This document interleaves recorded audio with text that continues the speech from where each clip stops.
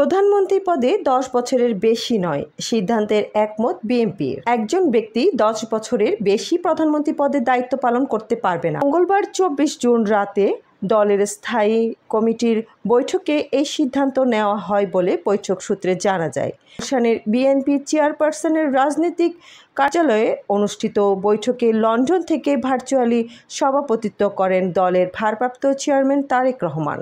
জানা যায়, বৈঠকে সালাউদ্দিন আহমেদ সংস্কারের বিষয়ে জাতীয় ঐকমত্য কমিশনের সঙ্গে গত কয়েকদিন আলোচনার বিষয়ে রিপোর্ট তুলে ধরেন। রোববার কমিশনের সঙ্গে রাজনৈতিক দলগুলোর বৈঠকে প্রধানমন্ত্রীর মেয়াদ নিয়ে বিস্তর আলোচনা হয়। 2 পূর্ণ মেয়াদ হবে নাকি 2 বার হবে, এই নিয়ে দলগুলোর মধ্যে বিতর্ক হয়।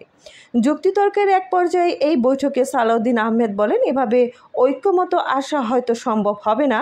এর বদলে একজন ব্যক্তি তার জীবদ্দশায় সর্বোচ্চ কত বছর প্রধানমন্ত্রী হিসেবে দায়িত্ব পালন করতে পারবে তা ভেবে দেখার আহ্বান জানান। রোববার রাতে স্থায়ী কমিটির বৈঠকে এটি নিয়ে বিস্তারিত আলোচনা হয়। দলটির সিদ্ধান্ত নিয়েছে একজনই সর্বোচ্চ 2 বার প্রধানমন্ত্রীর দায়িত্ব পালন করতে পারবেন।